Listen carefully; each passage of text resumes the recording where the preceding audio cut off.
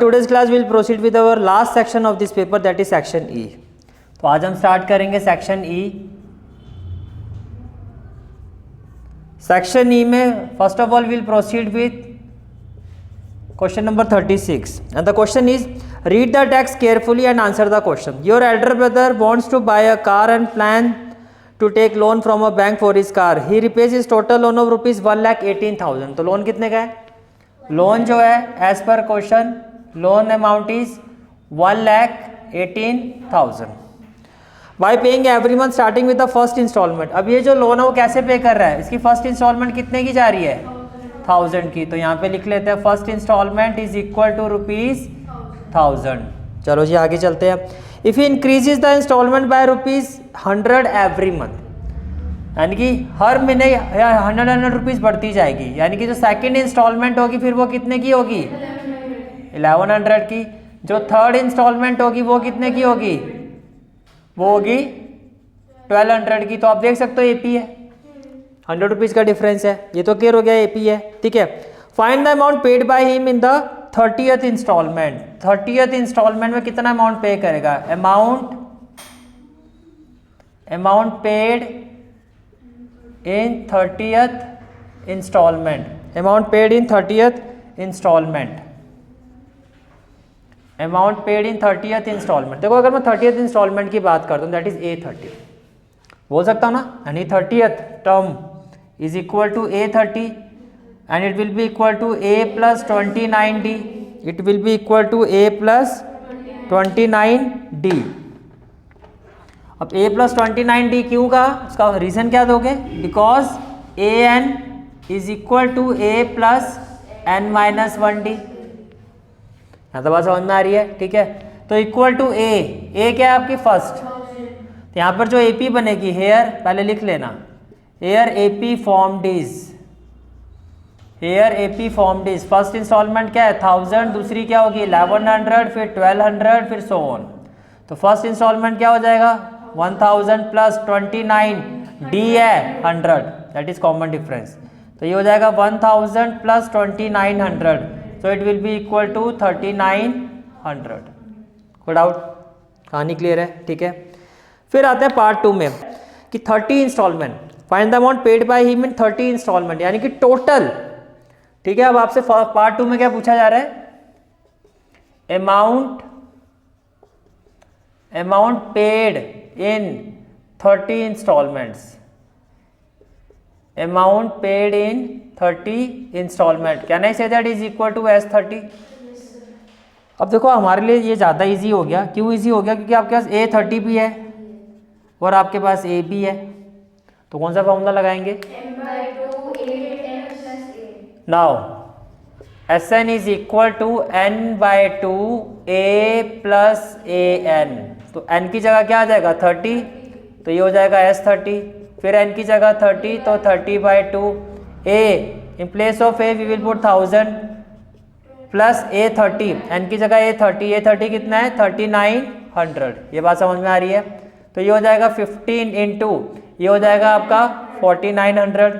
अब 49 को 15 से मल्टीप्लाई करना है. तो 59 जा होता है 135 और 15 4 जा होता है 60. तो 60 में इसको ऐड करो, ये हो जाएगा 3, ये हो जाएगा 7, तो 735. तो 49 इंटू 15 हो गया 735. साथ में 2 0, तो कितना अमाउंट हो जाएगा? 73,500. पार्ट 2 का ही और वाला पार्ट है. Find the 10th instalment. 10th instalment find करनी है आपको. तो 10th इंस्टॉलमेंट का मतलब A10. 10th instalment will be equal to A10. लेकिन उसमें कंडीशन दी गई है if the first instalment is rupees 2000. तो A10 का मतलब क्या हो गया? A10 will be equal to A plus 9D. अब क्वेश्चन में फर्स्ट इंस्टॉलमेंट कितनी है? 2000. तो ये 2000 हो जाएगा और कॉमन डिफरेंस कितना? 100. तो 2900 होगा नहीं होगा? चलो जी ये भी हो गया. फिर part 3 if total instalments are 40. Total instalment कितनी है? 40. तो amount paid in last instalment. तो क्या पूछा गया है? S40 या A40? A40. Very good. तो अब हमें क्या फाइंड करना है? पार्ट 3 दैट इज अमाउंट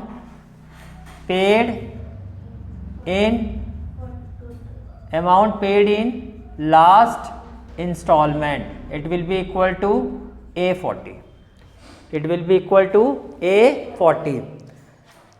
तो A40 का मतलब क्या, A प्लस 39D, तो A 1000, ये सिर्फ इसी केस में लेना था कि सभी में 2000 के साथ ही चलना शुरू हो जाओ, सिर्फ स्पेसिफिकली कहा था तो यही लेना है।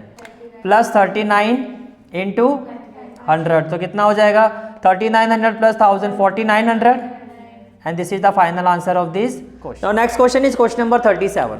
Question number 37, the design of Christmas tree shown in the following graph. देखो आपको ट्री का डिजाइन गिवन है, दिखाई दे रहा है डिजाइन, ठीक है। मैंने प्रॉपरली इसके कोऑर्डिनेट्स वगैरह सारे मेंशन किए हुए हैं क्वेश्चन में, आप देख सकते हो। आपको कहा जा रहा है what is the distance of point A from x axis. अब पॉइंट ए देखो और एक्स एक्सिस से डिस्टेंस, जो ये लाइन दिखाई दे रही है आपको, जैसे ये ग्राफ है इस तरह से, और ये जो पॉइंट ए है, अगर आप देखो यहाँ से जो इसका डिस्टेंस है वो एज पर क्वेश्चन कितना है, सबसे ऊपर इसके सामने जो पॉइंट आ रहा है वाई एक्सिस पर देखो कितना है 27 है, यहाँ दिया हुआ ना 27, तो पॉइंट ए का वाई एक्सिस से डिस्टेंस यही तो होगा। इसके सामने भाई वाई एक्स एक्सिस से जो डिस्टेंस होगा वो क्या होगा, Y.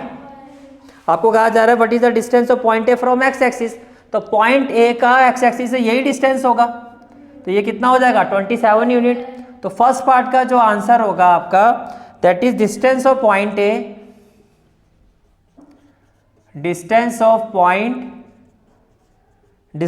Point A from x axis, distance of point A from x axis is equal to, ये 27 है तो यहां से लेके यहां तक ये जो पूरा डिस्टेंस है ये पूरा equal to 27 unit, equal to 27 unit. इतनी बात समझ में आ गई, ठीक है। अब आगे चलते हैं। उसके बाद फिर आपको कहा जा रहा है what is the length of BC। अब अगर आप क्वेश्चन में देखो तो B के कोऑर्डिनेट्स एज पर द गिवन डायग्राम, जो B के कोऑर्डिनेट्स है वो है 4,19। समझ में आ रहा है, B के जो कोऑर्डिनेट्स है वो क्या है 4,19। समझ में आ रहा है कैसे आ रहा है। अगर आप B पॉइंट देखो, जैसे कि ये आपका B पॉइंट है, ये पॉइंट है, तो आप X में देखो, X में क्या है ये 4 पर आ रहा है, और Y में देखोगे तो किस पर आ रहा है 19 पर आ रहा है। तो B के कोऑर्डिनेट्स यही होंगे ना, X 4 Y 19। इसी तरह से अगर आप C को देखो, C थोड़ा आगे है, इसके C थोड़ा आगे है। C का जो X पे डिस्टेंस है वो 14 है, यानी कि अगर मैं ऐसे बनाऊं C, तो X पर जो डिस्टेंस है C जो है उसका X पॉइंट क्या है 14, और Y पॉइंट इसका भी 19 ही है। समझ में आ रहा है, ठीक है। तो B के कोऑर्डिनेट्स हो गए 4,19 और C के कोऑर्डिनेट हो गए आपके 14,19, यही है फिगर में, ठीक है। अब मुझे B और C का डिस्टेंस फाइंड करना है, किस फॉर्मूले से फाइंड करना है, डिस्टेंस फॉर्मूला, ठीक है। तो ये आपका हो गया x1, ये हो गया y1, ये हो गया x2 और ये हो गया y2, ठीक है। तो we know that by distance formula, by distance formula, तो जब आप BC फाइंड करोगे तो it will be equal to square root of x2 minus x1 whole square plus y2 minus y1 whole square, कुछ ऐसे होगा, ठीक है। तो जब आप BC की वैल्यू फाइंड करोगे, BC it will be equal to x2 14 minus 4 x2 minus x1 whole square plus y2 that is 19 और y1 भी 19 है। इतनी बात समझ में आ रही है। 14 माइनस 4 कितना होगा 10, 10 का स्क्वायर 100 और 100 का स्क्वायर रूट क्या हो जाएगा 10, तो सीधा लिखूं 10 यूनिट, तो ये इसका आंसर हो गया। यहाँ तक कोई डाउट है तो बताओ, क्लियर है यहाँ तक, ठीक है। इसके बाद आपसे पूछा जा रहा है what is the perimeter of trunk LMPN। देखो LMPN जो है आपका कुछ है, ये हो गया आपका, ये इस तरह से आपको पॉइंट गिवन है। अगर मैं थोड़ा फिगर को अगर आप ध्यान से देखो तो ये आपका L है, ये M है, और इस तरह से आपको क्या गिवन है N, और यहाँ पर गिवन है आपको P। समझ में आ रहा है, ठीक है। अब देखो अगर आप ध्यान से देखो L की अगर मैं बात करता हूँ तो L के कोऑर्डिनेट देखो, जैसे कि मान लो ये आपका L है, ये आपका क्या है L, तो L का अगर आप X वाला पॉइंट देखो तो वो आपको दिखाई देगा 6, दिखाई दे रहा है। L का अगर X वाला पॉइंट देखो तो क्या दिखाई दे रहा है 6, और इसका Y वाला पॉइंट देखो तो 4। एल जो है वो एक्स वाला पॉइंट एल का क्या है 6 है और वाई वाला 4 है, तो इसका मतलब जो एल के कोऑर्डिनेट्स है वो है 6,4, वो क्या है 6,4। इसी तरह अगर आप एन को देखो एन, तो एन का अगर आप एक्स वाला पॉइंट देखो तो वो आपको दिखाई देगा 7। मान लेते हैं ये आपका एन है, तो इसका जो एक्स वाला पॉइंट है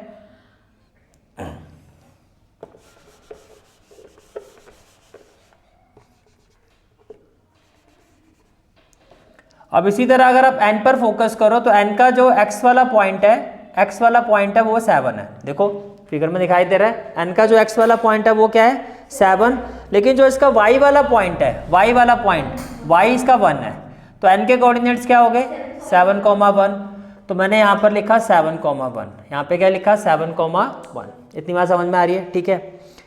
उसके बाद देखो ये तो हो गया आपका ये। अब देखो अगर मैं इस फिगर को यहाँ ग्राफ में बनाने की कोशिश करूँ यहाँ पे, तो देखो यहाँ पर इस तरह से गिवन है आपका, ये है आपका L, ये क्या है आपका M, और ये है आपका N, और ये है आपका P, कुछ इस तरह से है। ये बात समझ में आ रही है? ठीक है। जिसमें हमारे पास L के कोऑर्डिनेट्स क्या आ गए 6,4 और N के कोऑर्डिनेट्स क्या आ गए 7,1। ठीक है। उसके बाद अगर आप आगे चलो देखो एल एम, अगर आप देखो एल, देखो एल का एक्स कितना है, एल का एक्स पॉइंट क्या है 6, तो एल बेसिकली यहाँ पर है 6 के ऊपर, है ना। और अगर आप एम को देखो, एम का जो एक्स वाला पॉइंट है एज पर द फिगर वो है 12, वो कितना है 12, तो एल 6 पर लोकेट कर रहा है, एम 12 पर लोकेट कर रहे हैं, दोनों के बीच का डिफरेंस कितना हुआ 6 ही तो हुआ, तो एल एम तो मेरे पास आ गया 6 यूनिट, एल एम मेरा कितना हो गया 6 यूनिट। ये मैंने फिगर में यही चीज़ दिखाई है आपको, ये बात समझ में आ रही है। इसी तरह आप एन को देखो, एन का अगर आप देखो एक्स वाला पॉइंट, एन का एक्स वाला पॉइंट कितना है आपका, एन का 7 है, एन का कितना है 7, और पी का अगर आप देखो, पी का जो है 11 है, पी का जो एक्स वाला पॉइंट है ये इससे थोड़ा पहले है, तो पी का कितना है 11 है, तो ये है 11 पर, ये है 7 पर, तो 7 और 11 के बीच का डिफरेंस 4, तो भैया एनपी भी आ गया हमारे पास 4 यूनिट, एनपी भी कितना आ गया 4 यूनिट। मेरी बात समझ में आ रही है? ये क्लियर होगी बात आप लोगों को? ठीक है। अब आप ये समझो, देखो एल एम आ गया, कितना आ गया 6 यूनिट, तो मैंने यहाँ पे लिखा L M is equal to 6 unit, और एन पी भी आ गया मेरे पास, कितना आ गया 4 यूनिट। तो मुझे सिर्फ अब ये फाइंड करना है। ठीक है, तो क्या मैं एल एन फाइंड कर सकता हूँ? क्या मैं एल एन फाइंड कर सकता हूँ? एल एन में डिस्टेंस फॉर्मूले से फाइंड कर सकता हूँ। What about M P? M P कैसे फाइंड करोगे? What about M P? M P का एक्स बताओ क्या है? एम का एक्स क्या है 12, एम का एक्स कितना है 12, और एम का वाई बताओ 4, तो ये हो गया 12,4, कितना हो गया 12,4। पी का तो अभी आपने देखा था, पी का जो एक्स है वो कितना है 11, कॉमा कितना है 1, 11,1। तो मेरी बात सुनो, तो क्या मैं बोल सकता हूँ मैं अब एल एन भी फाइंड कर सकता हूँ और मैं एम पी भी फाइंड कर सकता हूँ।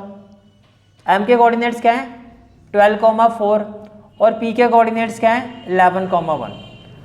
अब आपको पेरीमीटर फाइंड करना, पेरीमीटर होता है सम ऑफ ऑल साइड्स, पेरीमीटर में सम ऑफ ऑल साइड्स, तो जब इसका पेरीमीटर फाइंड करना है, पेरीमीटर ऑफ ट्रंक, किसका पेरीमीटर ऑफ ट्रंक, तो क्या होगा एल एम पी एन है, क्या है क्वेश्चन में क्या बोला है? Yes, we have to find perimeter of trunk L M P N. तो किसी भी फिगर का जो पेरीमीटर होता है वो सम ऑफ ऑल साइड्स होता है, तो वो किसके इक्वल होगा? वो होगा L M plus M P plus M P plus N P और प्लस एक साइड हो जाएगी एल एन। अब मेरे पास इसमें से कौन कौन सी साइड्स ऑलरेडी हम निकाल चुके हैं? आप निकाल चुके हो एल एम, चलो जिसको टिक कर देते हैं। आप निकाल चुके हो एन एम, इसको भी टिक कर देते हैं। अब मुझे एम पी और ये निकालना होगा। पैरामीटर को मैं ले लेता हूँ पी और इसको ले लेते हैं क्वेश्चन नंबर 1। तो पहले क्या फाइंड करेंगे हम? एल एन फाइंड करते हैं। तो अगर मैं एल एन फाइंड करता हूँ तो बताओ एल एन क्या होगा? x2 माइनस x1 लिखूँ मैं 7 minus 6 whole square plus y2 minus y1 तो 1 माइनस 4 होल स्क्वायर 7 माइनस 6 1 का स्क्वायर 1 माइनस 3 का स्क्वायर 9 ये आ गया √10 कितना आ गया √10 ये बात समझ में आ रही है ठीक है। तो आपके पास ln भी आ गया ये आ गया। अब क्या निकालना है mp चलो जी mp भी निकालते हैं। mp क्या होगा 11 माइनस 12 होल स्क्वायर तो नेगेटिव का भी पॉजिटिव हो जाएगा स्क्वायर करने पर और 1 माइनस 4 होल स्क्वायर ये बात समझ में आ रही है। 11 माइनस 10 माइनस 1 का स्क्वायर 1 तो ये 1 हो गया माइनस 3 का स्क्वायर 9 9 तो ये भी √10 आ गया सारी वैल्यू आ गई।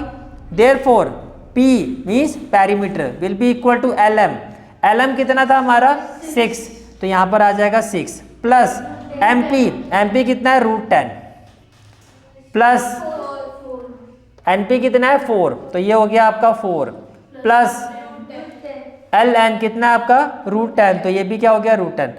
Real number rational number rational में ऐड होगा 6 प्लस 4 क्या हो जाएगा 10 और ये हो जाएगा 2√10 क्या मैं 10 को लिख सकता हूँ √10 इंटू √10 प्लस 2√10 तो यहाँ से कॉमन क्या आ जाएगा √10 ब्रैकेट में 1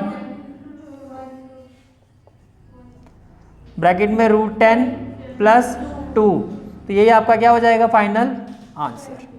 now next part is what is the length of F G. तो पहले आप एफ के कोऑर्डिनेट देखो क्या होंगे एफ के मुझे बताओ एफ का एक्स क्या दिखाई दे रहा है आपको 2,6 एफ का अगर आप देखो फिगर में देखो एफ का जो एक्स पॉइंट है वो है 2 पर और इसका जो वाई पॉइंट है वो है 6 पर तो एफ के कोऑर्डिनेट्स क्या हो गया 2,6 और हमें क्या जी अगर जी का आप एक्स वाला पॉइंट देखो तो 16 जी का जो एक्स वाला पॉइंट है वो क्या है वो है 16 और जी का जो वाई वाला पॉइंट है वो आपका 6 ही है वो आपका यही है 6 तो जी के कोऑर्डिनेट्स क्या होंगे x 16,6 और आपको इसकी लेंथ फाइंड करनी है क्या फाइंड करनी है लेंथ। तो part 3 we have to find distance between f and g that is F G क्या होगा x2 माइनस x1 तो 16 minus 2 whole square plus y2 minus y1 that is 6 minus 6 whole square तो 16 minus 2 हो जाएगा 14 का square 196 तो ये हो जाएगा 196 प्लस 0 इसका स्क्वायर रूट क्या होगा 14 तो 14 unit will be the answer और ये क्वेश्चन कंप्लीट। समझ में आ गया। मेन चीज़ ये है कि ग्राफ से आपको कोऑर्डिनेट्स बनाने हैं और फिर इजीली आप कोऑर्डिनेट ज्योमेट्री का कंसेप्ट अप्लाई करके ऐसे क्वेश्चंस को कर सकते हो। ये वाला क्वेश्चन भी क्लियर हो गया ठीक है। तो next question is question number 38 read the text carefully and answer the question. Question is a man is watching a boat speeding away from the top of A tower. अब देखो ये question ऐसा आपने एनसीईआरटी में भी किया था उसमें बोट लेकिन टावर की तरफ जा रही थी speeding away from the tower अब टावर से दूर जा रही है पहले तो ये चीज़ समझो ठीक है। The boat makes an angle of depression of 60 degree. अब मैन जो है टॉप ऑफ ए टावर तो मान लेते हैं ये टावर है this is the tower that the tower be A B तो जो person be standing at this point वो यहाँ से देख रहा है ठीक है। The boat makes an angle of depression of 60 degree तो मान लो उसने बोट को इस पॉइंट पर देखा पॉइंट सी पर देखा तो as per question angle of depression कितना है जब उसने इसको देखा तो कितने एंगल ऑफ डिप्रेशन से देखा है 60 डिग्री। तो ये जो लाइन है आपकी विद रिस्पेक्ट अब डिप्रेशन होता है कि इमेजिनरी लाइन लेंगे इसके साथ ये एंगल कितना होगा 60 डिग्री ये एंगल कितना होगा 60 डिग्री। तो जब उसने 60 डिग्री पे देखा तो मान लेते हैं बोट किस पॉइंट पर है सी पॉइंट पर है। ये बात समझ में आ रही है ठीक है। फिर आपको कहा जा रहा है the boat makes an angle of depression of 60 degree with the man I van at a distance of 200 meter from the tower. तो टावर से जो ये डिस्टेंस है टावर से ये जो डिस्टेंस है वो कितना है 200 मीटर। जब उसने 60 डिग्री पे देखा एंगल ऑफ डिप्रेशन पर तो टावर से ये जिस पॉइंट का जो डिस्टेंस है वो कितना है 200 मीटर। आफ्टर 10 सेकेंड के बाद after 10 second the angle of depression becomes 45। 10 second के बाद बोट जो है मूव करते हुए मान लेते हैं पॉइंट डी पर आ गई। किस पर आ गई पॉइंट डी पर। Now boat is at point D. अब एंगल ऑफ डिप्रेशन कितना है 45 डिग्री। तो अब ये जो लाइन है यहाँ से जो एंगल बनेगा वो कितना होगा 45 डिग्री ठीक है। और यहाँ से यहाँ तक जाने में टाइम कितना लगा है 10 सेकेंड। टाइम कितना लगा है 10 सेकेंड। फिर आपको पूछा गया यार क्वेश्चन में अगर हम क्वेश्चन की बात करते हैं तो first question he what is the approximate speed. What is the approximate speed. पहले इसको थोड़ा ठीक कर लेते हैं। देखो हम जो भी क्वेश्चन करते हैं उसमें हमें डिस्टेंस चाहिए होता है, पहले हमें डिस्टेंस फाइंड करना होगा। तो मान लेते हैं जो स्पीड है, let speed of boat be x, let the speed of boat be x। अब आपको पता है स्पीड इक्वल टू क्या होता है, डिस्टेंस अपॉन टाइम। तो डिस्टेंस इक्वल टू क्या हो जाएगा, which implies distance is equal to speed into time. अब स्पीड को आपने x लिया है और यहां से लेके यहां तक टाइम कितना लगा है, 10। स्पीड इक्वल टू क्या होता है, डिस्टेंस इक्वल टू क्या होता है, speed into time. Distance equal to क्या होता है, speed into time. Therefore distance covered by boat from C to D which is equal to CD। Now ये जो CD डिस्टेंस है किसके इक्वल होगा, स्पीड। तो स्पीड तो कितनी है x और टाइम कितना लगा 10, तो कहना से दैट 10x मीटर। तो ये डिस्टेंस कितना हो गया हमारा 10x, ये डिस्टेंस कितना हो गया 10x। अब देखो by alternate interior angle property, अगर ये 60 है, ये 60 है तो ये भी कितना होगा 60, और ये अगर 45 है तो ये भी कितना होगा 45, ये भी कितना होगा 45। हाइट ऑफ टावर को मैच ले लेते हैं, हाइट ऑफ टावर को क्या ले लेते हैं h। Let height of tower A B h meter. Height कितनी ले लिया आपने, h मीटर। कहती बात समझ में आ रही है, height of the tower A B h meter, ये भी हो गया। और फर्स्ट पार्ट में क्या फाइंड करना है आपको, स्पीड, और वो भी किस में फाइंड करनी है, किलोमीटर पर आवर। पहले तो मीटर पर सेकंड में ही आएगा, फिर इसको कन्वर्ट करेंगे किलोमीटर पर आवर में। ओके, तो अब ये देखो कि मैं अगर इस ट्राइंगल को लेता हूँ, in right triangle A B C, in right triangle A B C, in right triangle A B C, तो tan 60 degree, tan 60 degree equal to क्या होगा, P that is A B by B that is C B. तो A B कितना है आपका h और C B कितना है आपका 200, और tan 60 क्या होता है √3, तो ये हो गया h अपॉन 200। तो हाइट ऑफ टावर या आपका 200, क्या हाइट ऑफ टावर पूछा है क्वेश्चन में, तो पार्ट थर्ड हो गया आपका। ये आंसर किसका आ गया आपका, पार्ट थर्ड का, that is height of tower. Height of tower is equal to h is equal to 200√3 meter. तो पार्ट थर्ड तो हो गया हमारा, ये हमारा क्या हो गया part third. This is the solution of part third. चलो अब क्या फाइंड करना है, स्पीड, हम तो वो फाइंड कर रहे थे, ठीक है। तो हाइट ऑफ टावर h हो गया आपका 200√3 मीटर। अब देखो in right triangle A B D, in right triangle A B D, again tan 45 is equal to P by B. तो P तो आपका क्या होगा ए बी, और B बी डी कितना होगा B D.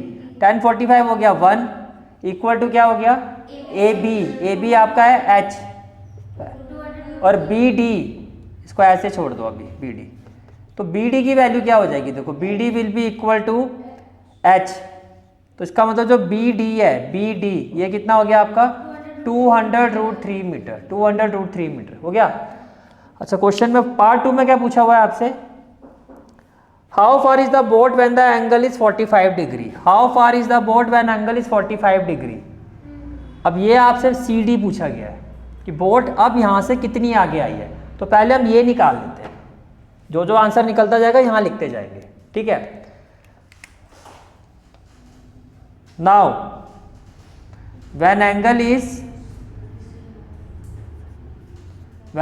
Is 45 degree then boat distance from initial point C, from initial point ऐसे लिख लेते, from initial point is equal to C D, is equal to C D. तो अगर मुझे C D निकालना हो, सी डी, तो ये किसके इक्वल होगा B D minus B C, पूरे बी डी में से बी सी फाइंड कर दो। तो बी डी कितना है आपका, B D is equal to 200√3, 200√3 और बी सी कितना है 200। तो ये जो डिस्टेंस है सी डी ये हो जाएगा 200 कॉमन लोगे तो ये हो जाएगा √3 - 1, √3 - 1। √3 की वैल्यू आपको पता 1.73 -1 तो ये हो जाएगा 200 इंटू 0.73, 3 2 जा 6, 7 2 जा 14 और डबल जीरो आ जाएगा और डेसिमल के बाद 2 डिजिट है तो it is equal to 146 meter, 146 meter. क्या इतनी बात समझ में आ रही है? ठीक है, तो ये आपका हो गया part 2। This is the answer of part 2। Part 2 का आंसर है। उसके बाद और वाला पार्ट क्या है, as the boat moves away from the tower angle of depression will decrease और इंक्रीज। ये आंसर भी दे दो जो पार्ट 2 का और वाला आंसर है। जैसे बोट मूव अवे कर रही है तो पहले क्या था 60 और मूव अवे हुआ तो कितना हुआ 40, तो क्या कहूँगा डिक्रीज हो रहा है। क्या हो रहा है? डिक्रीज हो रहा है। भैया मूव अवे जैसे जैसे टावर से मूव करते जा रही है एंगल बढ़ रहा है कम हो रहा है, ये तो वैसे ही दिखाई दे रहा है। पहले 60 था 45 तो ये डिक्रीज हो रहा है। अब रह गया सिर्फ स्पीड वाला काम। अब क्या रह गया? स्पीड वाला काम। इतनी बात समझ में आ रही है? अब हमें क्या निकालनी है? स्पीड। तो देखो जी, जब आपने यहाँ से वैल्यू निकाली तो बी डी कितना आया था आपका 1045 से बी डी एच के इक्वल आ गया। किसके इक्वल आ गया? एच के। ठीक है, लेकिन अगर मैं यहाँ बी डी की वैल्यू पुट करता हूँ, बी डी कितना आया आपका 200√3। नाउ देखो अभी आपने निकाला था B D is equal to 200√3 है। वैसे जो बी डी है वो किसके इक्वल है? B C plus C D, तो ये भी 200√3 होना चाहिए। अब बी सी कितना आपका 200, सी डी कितना आपका 10x। मुझे तो x की वैल्यू चाहिए ना, स्पीड का मतलब मुझे क्या निकालना है? x। तो 10x इक्वल टू क्या हो जाएगा 200√3 प्लस यहाँ जाके क्या हो जाएगा माइनस, तो x इक्वल टू क्या हो जाएगा 200 तो कॉमन ले लो, ये हो जाएगा √3 - 1। ये क्या हो जाएगा √3 - 1 और ये जो 10 है इसको यहाँ से डिवाइड कर दो तो ये तो कैंसिल हो गया। तो बेसिकली जो x है आपका वो हो गया 20, √3 की वैल्यू 1.73 - 1 तो x इक्वल टू क्या हो जाएगा 20, 1.73 - 1 होगा 0.73 होगा। तो x इक्वल टू क्या हो जाएगा 2 3 जा 6, 7 2 जा 14 और एक 0 तो 14.6 कितना आ गया? x इक्वल टू 14.6 मीटर पर सेकेंड। आपको किस में निकालना है? Kilometre per our. Kilometre per our में कैसे चेंज करोगे?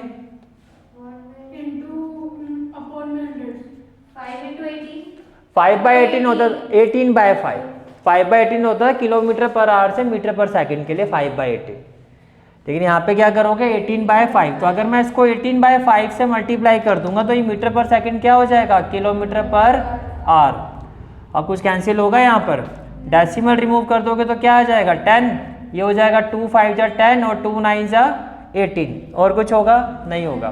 तो 146 को 9 से मल्टीप्लाई कर दो, 9 6 जा 54, 9 4 जा 36 और 5 41, 9 1 जा 9 और 4 13, कितना आ गया 1314, कितना आ गया 13 और 1314 को 25 से डिवाइड कर दो तो 25 4 जा तो होता है 100 और 25 5 जा होता है 125 क्योंकि 6 पर तो 150 पे चले जाएगी बात। 11 - 5 कितना हो जाएगा 6, ये हो गया 64। 25 2 जा 4, 6 - 5 1 आएगा, यहाँ पे क्या आ जाएगा 0 और यहाँ पे क्या आएगा अगेन ये किस पर जाएगा आपका 5 पर, कितना हो जाएगा 125।